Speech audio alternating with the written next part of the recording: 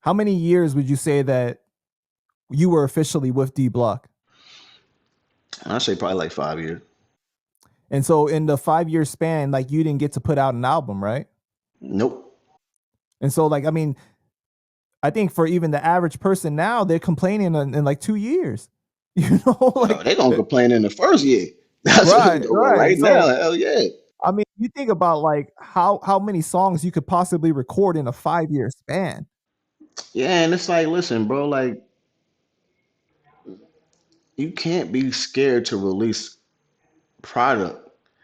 Okay, so let's say you release my album. So what if I don't go platinum? Go back to the drawing board and create another album. That's what albums are for. That's what you do. You know what I'm saying? So it's like, how you gonna know how the world is gonna accept it if you're scared to put it out? And Like so, you guys were on Koch too, so it's not like a major label pressure, like being afraid to like you're not gonna do 100,000 whatever a million first week. You know what I mean? It was right? like But a different. I'm gonna tell you where I went wrong at from the very beginning. The very first mistake that I made was leaving Universal Records because I had the option to stay with them. I Right, I think heard you say that. they were going through something though. I think they was like switching presidents or something like that. It was like a lot of the staff was being removed and other new people was coming, but I was able to stay there if I wanted to. But she came to me with the proposal of going to Koch. Possibly, not even possibly. You told me you was going to make $3 off each record versus you staying on Universal making 60 cents. It was a no brainer. And I'm like, okay, if you guys would be able to get me out of here, I just got to advance. So I don't know about that, but if whatever, if you could get me over there, I'm with it. And I agreed to go over there. And I should have never agreed. I should have stayed where I was at because I, as a new artist, needed the major label and all the perks that came with being on the major label. You Right, feel what I'm saying? you Like, needed that footwork, right? And yeah, I needed the big machine behind me. When you're an established artist on any level, you can do the indie thing because you already have a base and people are already familiar with you. So that works out great. So when he convinced me to go over there to Koch, people that deal was structured the same way that the Universal deal was structured for a Chic and a Hood album. You feel what I'm saying? They didn't want one without the other. So when I went over there, he told me that they wanted him to drop an album first because he was more of a known artist, and that's why he ended up dropping again. So he dropped two albums before I even got to drop one. especially because like they were new record label owners, right? So like I mean, it was they were learning how to do the stuff. So like you needed that experience behind you with like a major label. Yeah, and let's be real, man. This is what really got me, and it's like people don't really understand this, man. Bro, everybody that was supposed to be looked at as my competition got to drop an album. Man. I'm talking about everybody, no exaggeration, man. You got Jewels dropped the album, Banks dropped the album, Young Gun, Chris and Neef, Young Guns dropped the album, Freeway dropped the album, um, Young Buck dropped the album, Tony Ayo dropped the album, um, State Prop dropped the compilation, G Unit dropped the compilation, Freaky Ziggy dropped the album, Hell Rail dropped the album, JL Ryder dropped the album. Like you could keep naming them. How was it for you just being in the cut and you seeing all of this happen, like emotionally, like just for you to be like, damn, I need to get my turn? Because I know you was doing mixtapes, but it wasn't the same. Like you wasn't getting that recognition, that shine, you know? Right, right, right.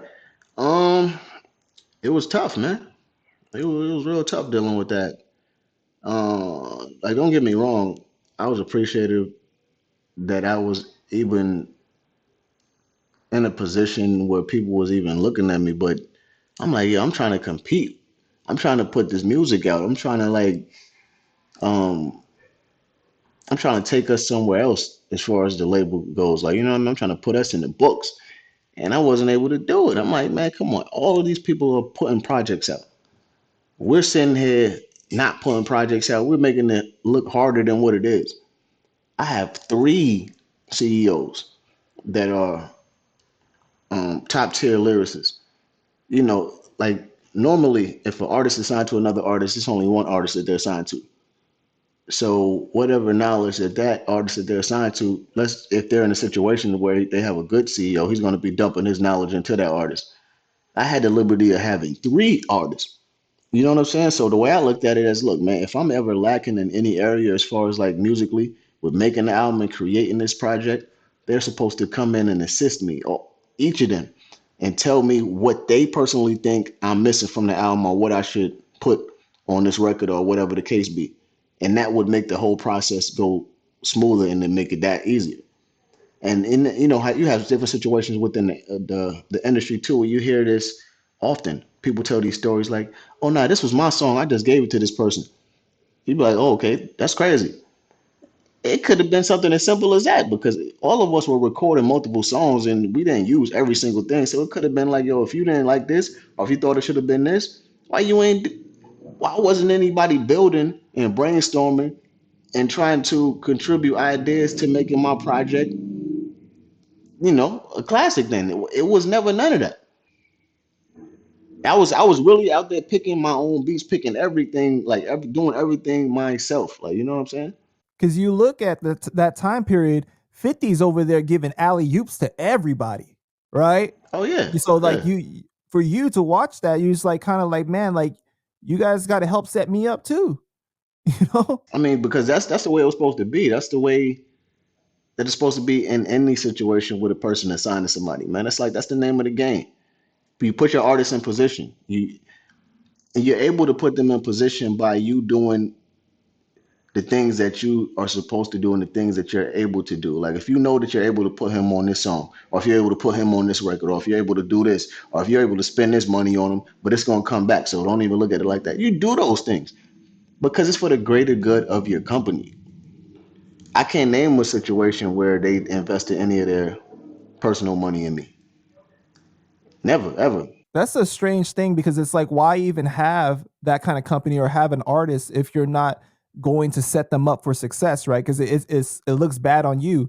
Because like you was like the shooter for them. You know what I mean? Like that you Because was you're able to collect these quick little checks off these the advances. That's why. You know what I'm saying? Like we get the deal, we get the budget, we get the sign off on it. Now we get a couple quick little 100,000, real quick 200,000, and we can bust that down. And as long as you're able to keep getting those little deals like that, you're going to be able to get that type of bread. But you're going to have to pay it back on some level.